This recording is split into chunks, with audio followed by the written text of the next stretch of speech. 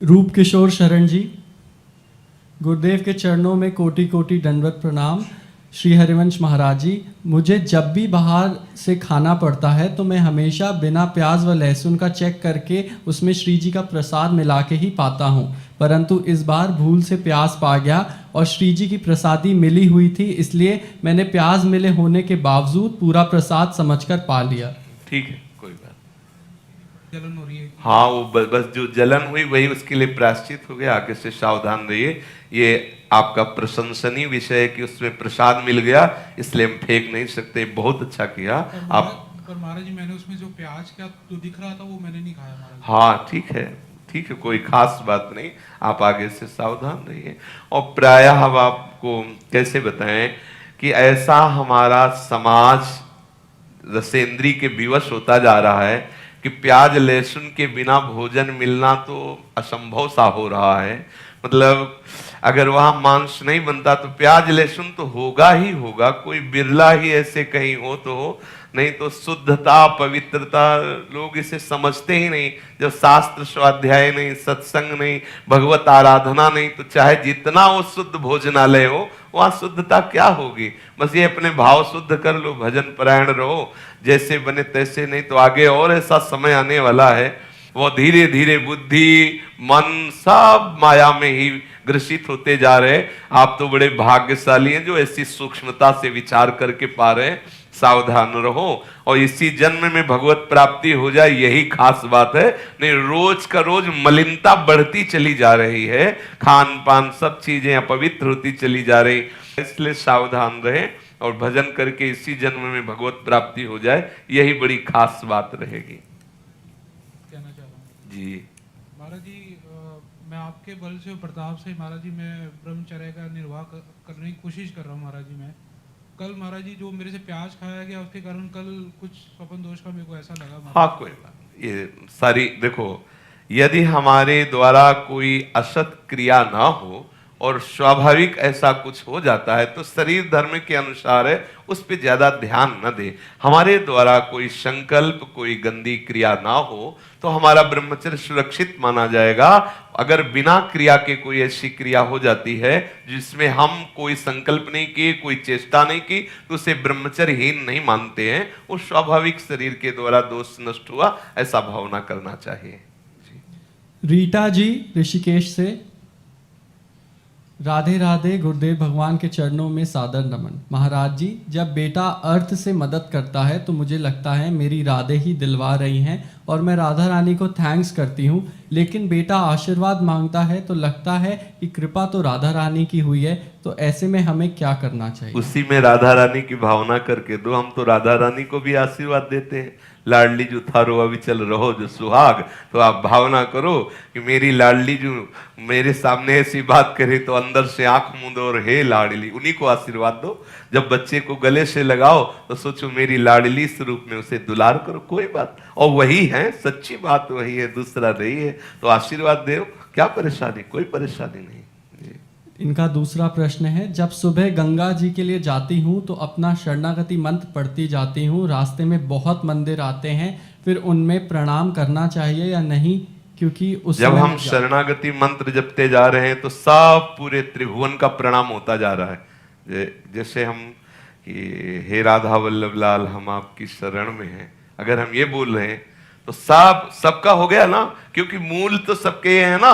और हम उनको बार बार उनको प्रणाम करें, शरणागति मंत्र का भाव कि हम बार बार प्रणाम कर रहे हैं, बार बार उनकी शरण। जैसे सनकादि बोला हरीश शरणम हरीश शरणम हरीश शरणम, तो हरि में सब है, मैं हरि की शरण में हूं तो सबको प्रणाम हो रहा है। अलग अलग से प्रणाम करने की जरूरत नहीं। जैसे पकौड़ी में अलग अलग नमक डालने की जरूरत नहीं, फेंट में डाल दो, हर पकौड़ी में नमक पहुंच गया। ऐसे राधा वल्लभ ध्याई के और ध्याइये कौन, व्यासे देत बने नहीं बरी बरी प्रतिलोन। राधा वल्लभ लाल का स्मरण कर रहे हैं, इसलिए सबका नमस्कार प्रणाम स्मरण पूजन हो रहा है, इसमें चिंता करने की जरूरत नहीं। राधा प्यारी सहचरी फगवाड़ा पंजाब से, गुरुदेव क्या मासिक धर्म स्त्री धर्म में 20 मनकों वाली माला से जाप कर सकते हैं? माला से ना करे तो अच्छा है, वो 3 दिन ऐसे मानसिक चिंतन करे। माला आदि ग्रंथ आदि या ठाकुर सेवा आदि ये स्पर्श न करे, 3 दिन ऐसे मानसिक जप करे, जो पद याद हो उनका गायन करे और भावना से मानसिक सेवा करे। लेकिन शरीर की 3 दिन अशुद्धि के कारण ना प्रगट में सेवा रसोई आदि या ठाकुर सेवा आदि, ना माला आदि से जप, ना ग्रंथ आदि से पाठ, ये ना करे तो अच्छा है। और फिर आगे चल करके भगवान जैसी परिस्थिति दे, लेकिन अभी ऐसा ही रखना चाहिए। जैसे अब हमारे विरक्त संत जन हैं, विरक्त जो वेशधारी हैं, उनके लिए ये भी नियम खत्म हो गया, क्योंकि वैराग्य और ब्रह्मचर्य सेवन के कारण। तो फिर उनके लिए कोई नियम नहीं है इस विषय का। वो 12 महीना प्रत्येक दिन अपनी दिनचर्या अपनी रहनी वैसे ही। तो जब तक शरीर की ऐसी स्थिति, तो आप ऐसी भावना से कीजिए। रसभरी सहचरी।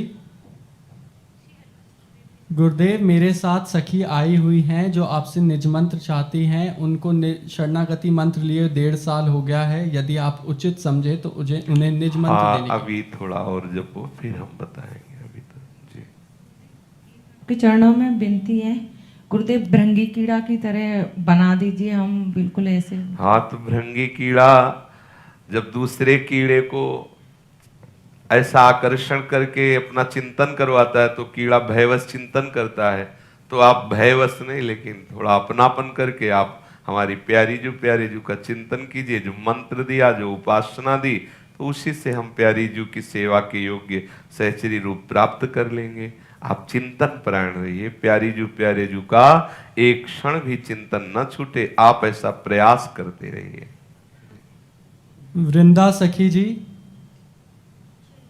सदगुरुदेव भगवान के चरणों में प्रणाम। गुरुदेव, सेवक वाणी जी के पहले प्रकरण के छंद संख्या 14 में साधन सकल भक्ति जातनो में जातनो का अर्थ समझाने की कृपा करें। हाँ, भक्ति के जो तना है वो है श्रवण कथन सुमिरन सेवन चित लावहीं, अर्चन बंदन अरुदासंतन सख्य और आत्मा समर्पण। ये है भक्ति की तना। भक्ति का साक्षात मूल है प्रेम, और उस प्रेमा भक्ति की शाखाएं ये हैं: श्रवणम कीर्तनम स्मरणम विष्णुपाद सेवनम अर्चनम बंदनम दास्यम सख्य आत्मनिवेदनम। इन भक्ति के साधनों का जब पूर्ण भाव हृदय में आ जाता है, तब 3 प्रेम लक्षणा पाई, तब संपूर्ण भक्ति का उदय हो जाता है, अर्थात प्रेम लक्षणा भक्ति का उदय हो जाता है। इसमें अब जैसे कह रहे कि अब निज धर्म आपनो कहत, तहां नित्य वृंदावन रहत, बहत प्रेम सागर जहां। सेवक जी महाराज वर्णन करते हैं कि हितजू महाराज की उपदेश पद्धति ऐसी है, अब उपदेश भक्ति को कहो, जैसी विधि जाके चित रहो। जिसके हृदय में जैसी भावना थी, हिताचार्य चरण उसको वैसा उपदेश देते, और सब हितजू के उपदेश से आनंद मगन होते। पर जब अपने निज परिकर को उपदेश प्रारंभ किया, जो चरण आश्रित है, तो उन सब भक्ति का उपदेश नहीं दिया। उपदेश दिया कि मेरा जो निज उपासना का, जैसे ध्रुवदास जी ने कहा, महापुरुषन ने सब रस गायो, देखनो यह है कि उनको हियो कहां ठहरानो। महापुरुषों ने सब बातें कही, सब सिद्धांत की बातें कही, सब भक्ति रस की बातें कही, लेकिन यह देखना है कि उनका हृदय कहां स्थित है। तो ये हितजू महाराज के हृदय की बात कह रहे कि अब निज धर्म, अब संबोधन हुआ कि अभी तक जो वर्णन किया वो सैद्धांतिक रूप से जिसको जो भक्ति रुचे उसका उपदेश किया, लेकिन अब निज धर्म, ये अब अपने हृदय की बात कह रहा हूं, अब अपनी उपासना की बात कह रहा हूं, ये अपने निज धर्म की बात कह रहा हूं। अब निज धर्म आपनो कहत, तहां नित्य वृंदावन रहत। ये हमारा जो निज धर्म है वो वृंदावन के आश्रित है। बिना वृंदावन का आश्रय लिए, बिना वृंदावन की रज का सेवन किए, बिना वृंदावन के रजोपसेवी रसिकों का संग के इस धर्म का परिचय नहीं प्राप्त हो सकता। इस प्रेम धर्म का जो नित्य वृंदावन धाम है, इस नित्य वृंदावन धाम के आश्रित हमारा ये निज धर्म है। हमारी वृंदावन की जो महामहिमामयी स्वामिनी है, वो यद वृंदावन मात्र गोचरम हो यन्न श्रुतिकम शिरो प्यारोढ़ुम क्षमते नयच्छिव सुखादी नाम तु यद ध्यानगम यद प्रेमामृत माधुरी रसमयम यद नित्य कैशोरकम, जो नित्य किशोर प्रेमानंद रस माधुरी का विस्तार करने वाली हमारी श्री लाडली जो है, बड़े बड़े महापुरुषों के जो ध्यान में भी नहीं आती, ऐसी स्वामी जो सदैव वृंदावन में विहार करती, वृंदावन में खेलती है। यो वृंदावन सीम कश्चन घनाश्चर्या किशोरी मणिस, जो वृंदावन की सीमा में विराजमान है।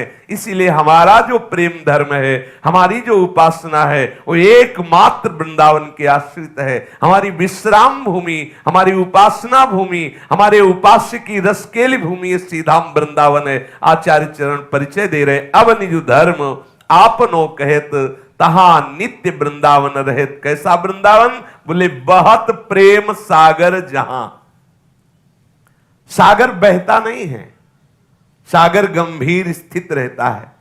लेकिन हमारे यहां जो वृंदावन है कैसा है? ये प्रेम प्रवाह है, इसका प्रेम प्रवाह है। क्या बहना क्या है? इस प्रेम समुद्र का बहना क्या है? हमारे वृंदावन के प्रेम समुद्र का नाम है श्यामा श्याम।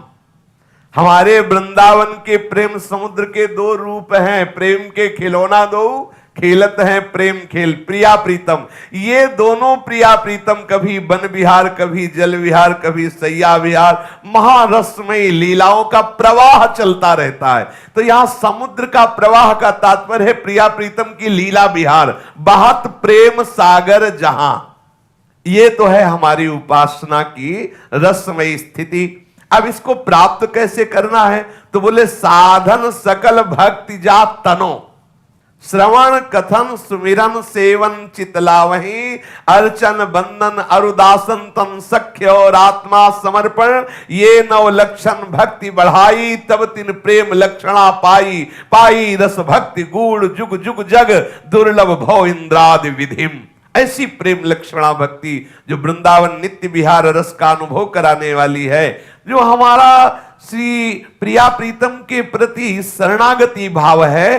तो अब हमारा श्रवण, हमारा कथन, हमारा सुमिरन, हमारा सेवन, हमारा चिंतन मनन अर्चन बंधन दासत्व सख्य सब प्रिया प्रीतम से हो। यहां भाव समझना है। यहां श्रवण कथन सुमिरन अर्चन बंधन दासंतन सख्य आत्मसमर्पण केवल प्रिया प्रीतम का। हमारी श्रवणेन्द्रीय प्रिया प्रीतम का जस सुने, हमारी वाकेंद्रीय प्रिया प्रीतम का नाम गुण लीला गुण का गायन करे, हमारे हृदय में अंतःकरण में केवल सुमिरन हो प्रिया प्रीतम का, हमारे शरीर से चेष्टा हो प्रिया प्रीतम के सुख के लिए, वही दासंतन, उन्हीं का बंधन, उन्हीं के प्रति सख्य भाव, उन्हीं के प्रति जो पूर्ण आत्मसमर्पण, तब प्रेम लक्षणा भक्ति का प्रादुर्भाव हो जाता है। बोले साधन सकल भक्ति जा तनो, तो फिर निज वैभव प्रगटत आपनो। निज वैभव क्या? प्रेम का अद्भुत विलास, प्रेम स्वरूप वृंदावन, प्रेम स्वरूप प्रिया प्रीतम, प्रेम स्वरूप सहचरी, प्रेम स्वरूप अद्भुत नित नित लीला, नित नित रास, सुनो रसिक हरिवंश विलास। ये विलास उसके, ये वैभव है, ये हरिवंश का वैभव है, उसके हृदय में प्रकाशित हो जाता है। जिसके लिए सेवक जी कह रहे भनो एक रसना कहा, जीव तो एक है, मैं कैसे उसका वर्णन करूं? यदि रोम रोम में करोड़ करोड़ जीव हो तो भी वर्णन नहीं किया जाता। कोटि कोटि रसना जो रोम रोम प्रति होए, तो प्यारी जू के रूप को न प्रमाण कहो जात है। अति ही अगाध सिंधु पार नहीं पावे को, थोड़ी बुद्धि सीप माज कैसे कैसे समात है। या तो मेरे एक जिभ्या है। सी हितजू महाराज स्वयं वर्णन कर रहे हैं, जो को कोटि कलप लग जीवे, रसना कोटि कपावे, तऊ रुचिर बदनार विंद की शोभा कहत नावे। ऐसी प्रिया जो, ऐसे प्यारे जो रस में विलास कर रहे हैं, जो उनका अद्भुत रूप है, जो उनका अद्भुत कृपा प्रसाद सहचरियों को प्राप्त होता है, वाणी की सामर्थ्य नहीं कि उसका वर्णन कर सकूं। यहां तो एक ही जीव है, श्री राधा जुग चरण निवास। आहा, सहचरियों का निवास कहां है? प्यारी जू के श्री चरणों में।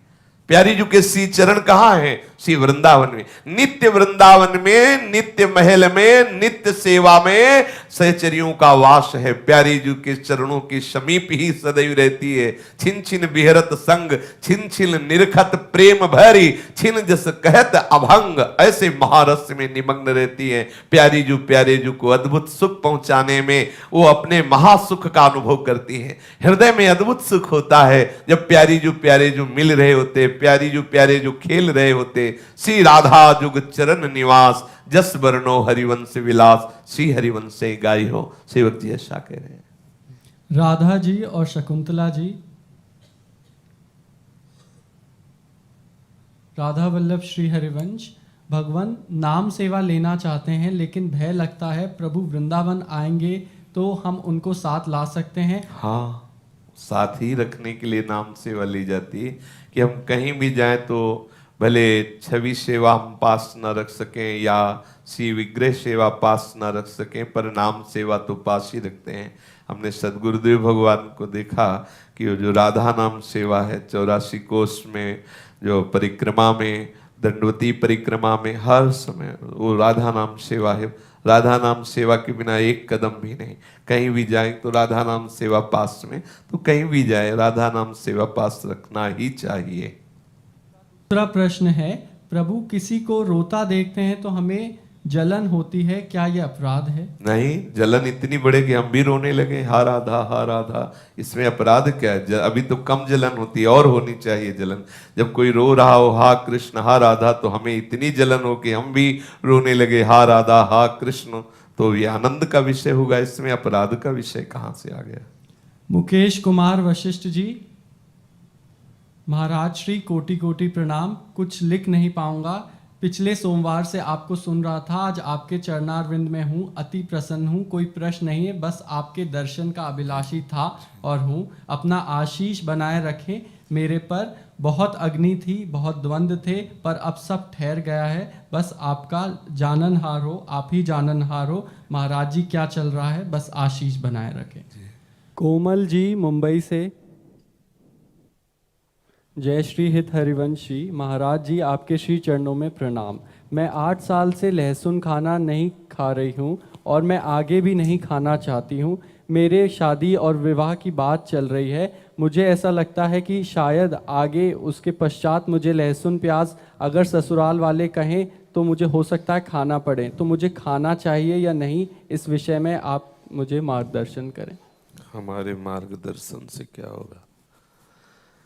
इसमें तो आपकी निष्ठा काम करेगी। यदि आपकी निष्ठा ने पहले ही स्वीकार कर रखा है कि उस पक्ष के हमें प्रेरित करेंगे तो करना पड़ेगा, तो करना पड़ेगा। उसमें हमारा उसमें उपदेश क्या करेगा? आपकी निष्ठा काम करेगी उसमें। अरुणेश शर्मा जी फगवाड़ा पंजाब से, गुरुदेव भगवान इस दास को 3 महीने बाद श्रीधाम वृंदावन आने की आज्ञा की है। गुरुदेव कई बार श्रीधाम वृंदावन आने में असमर्थता होती है, किंतु इस दास ने श्रीधाम वृंदावन का पूर्णतः हृदय से आश्रय ले लिया है। गुरुदेव अगर श्रीधाम वृंदावन आने में समय ज़्यादा लग जाए तो क्या इस दास से कोई अपराध बन जाएगा? कृपया मार्गदर्शन करें। नहीं, जब समय मिले, जब जैसे। संध्या जी वृंदावन धाम से, गुरुदेव के श्री चरणों में कोटि कोटि दंडवत प्रणाम। मैं जब माला करती हूँ तब मानस पटल पर मंत्र जपते समय लिखकर माला करते हुए श्री राधा व श्री यमुना जी पाठ के शब्द बीच बीच में मानस पटल पर अंकित हो जाते हैं, तो इनके भी दर्शन करती हूँ, परंतु इससे मंत्र जपने में कोई त्रुटि तो नहीं हो रही है, मैं जानना चाहती हूँ। नहीं, ठीक ठीक। अनूप सिंह जी यमुनानगर से, सदगुरुदेव के चरणों में कोटि कोटि वंदन। महाराज जी इस दीनहीन को अपनी शरण में लेकर शरणागति मंत्र देने की कृपा करें। जी। अलका शर्मा जी दिल्ली से, सदगुरुदेव भगवान मैं आपका सत्संग YouTube के माध्यम से निरंतर सुन रही हूँ। आपकी कृपा से अब हृदय में बहुत विकलता है, अब लाडली लाल के बिना रहा नहीं जा रहा। कृपा करके मुझे शरणागति देकर कृतार्थ करें। ललिता चौधरी जी मिथिला से, राधा वल्लभ श्री हरिवंश, मुझे आपकी शरणागति चाहिए, मैं बहुत अंधकार में हूँ, मुझ पर प्रभु कृपा करें। वशिष्ठ त्रिपाठी जी ऋषिकेश हरिद्वार से, जय श्री राधा, राधा वल्लभ श्री हरिवंश, गुरुदेव मैं दीक्षा चाहता हूँ, कृपा करें। राजेश कुमार जी फगवाड़ा पंजाब से, श्री गुरुदेव के चरणों में कोटि कोटि वंदन। श्री गुरुदेव, मैंने आपको मन कर्म वचन से अपना गुरुदेव मान लिया है। गुरुदेव, पिछले 3 साल से YouTube के माध्यम से सत्संग सुन रहा हूँ एवं वृंदावन भी आता रहता हूँ। मैं प्याज लहसुन का सेवन नहीं करता हूँ, कृपा कर मुझे अपनी शरण में स्वीकार करें। तनु शर्मा जी लुधियाना से, सदगुरुदेव भगवान के चरणों में कोटि कोटि नमन। गुरुदेव, मुझे शरणागति मंत्र लिए 13 महीने हो गए हैं, अगर आप योग्य समझे तो मुझ अधम को निज मंत्र देने की कृपा करें।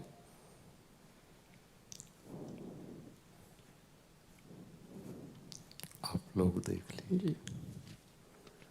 राधिका कांत जी, महाराज जी के चरणों में कोटि कोटि प्रणाम। महाराज जी, आपकी करुणा और कृपा बल से श्री धाम वृंदावन का वास हो रहा है। महाराज जी, आप उचित समझे तो निज मंत्र देने की कृपा करें। कितना समय हो गया शरणागत मंत्र? हाँ,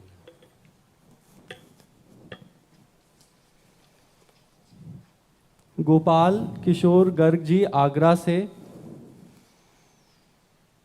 आदरणीय गुरुजी के चरणों में दास का निवेदन है कि आपकी शरण में आने के पश्चात हमारा जीवन ही बदल गया है। वह ये कि हम में सहनशीलता कुछ बढ़ गई है, परंतु गुरुदेव, इस सहनशीलता की वजह से हमारे प्रतिद्वंदी हमें पागल समझने लगे हैं। एक हमारा पुत्र भी हमसे कहता है कि अन्याय क्यों सह करते हो। वह कहता है कि अन्याय सहना भी एक बहुत बड़ा अपने आप से अन्याय होता है। शरणागत और संसारी जीव में अंतर है। शरणागत देखता है कि प्रभु क्या करते हैं।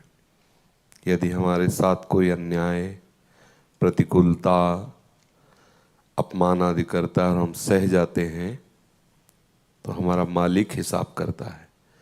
जब मालिक हिसाब करेगा तो हम सुरक्षित हैं और हम आनंदित हैं।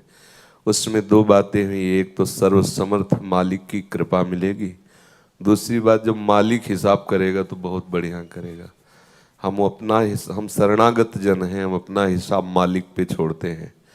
हम जरूर असमर्थ हैं लेकिन मेरा मालिक समर्थ है। वो जब हिसाब करेगा तो एक एक क्षण का हिसाब करता है।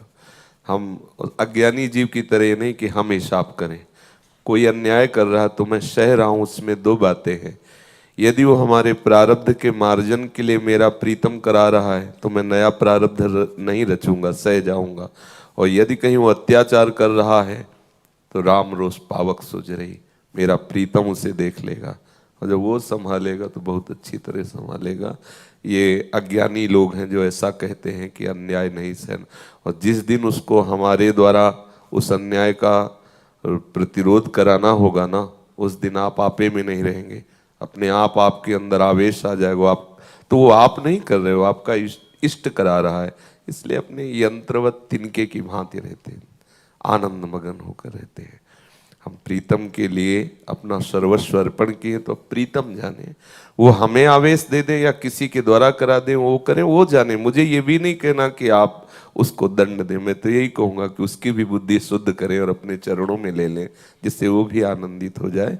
संसार का एक अलग क्षेत्र है, भक्ति का एक अलग क्षेत्र है। भक्त का विचार, भक्त का आचरण एक अलग होता है।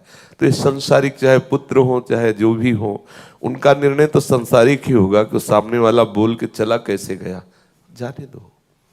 वो अगर बोल गया है और मुझे जलन होनी है तो मेरी पवित्रता बढ़नी है, और अगर उसको उत्तर देना है तो सामने वो शास्त्र मुखों से प्रकट होकर के इतनी गालियां देगा को संभाल नहीं पाएगा।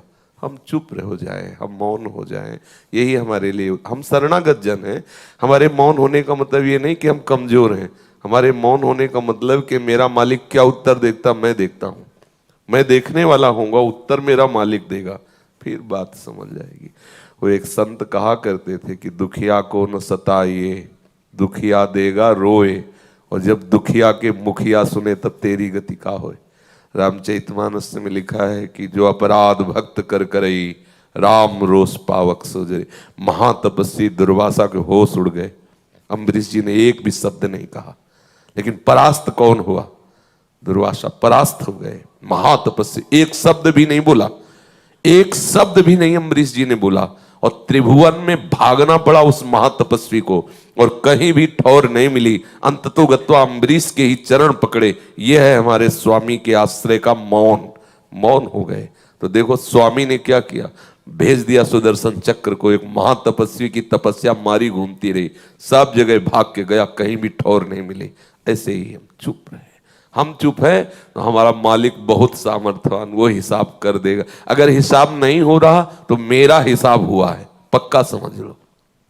कोई सामने से मुझे पीट रहा है और वो पीट के चला गया और मौज मस्ती में है, तो निश्चित समझो ये मेरा कोई अपराध था, कोई पाप था, जिसको मेरे स्वामी ने उसके द्वारा पवित्र कराया है। नहीं तो ऐसा कौन जन्मा है, सीम की चाप सके को तासु बड़ रखवार रमापति जासु।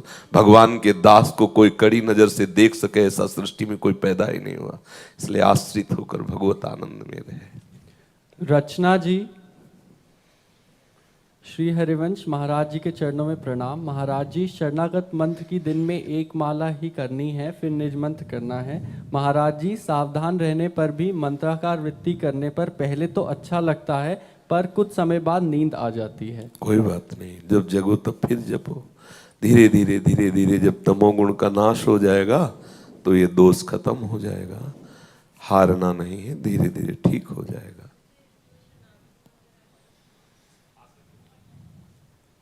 शरणागत मंत्र के एक माला मतलब सारे दिन में एक माला फेरनी है, जहाँ जब बैठे तब एक माला शरणागत मंत्र? एक माला 24 घंटे में शरणागत की कभी भी कर लो, फिर हर समय निज मंत्र जपो, क्योंकि निज मंत्र मिल गया है तो महाप्रेम स्वरूप है, उसे निरंतर रटो, उसी का निरंतर चिंतन करो।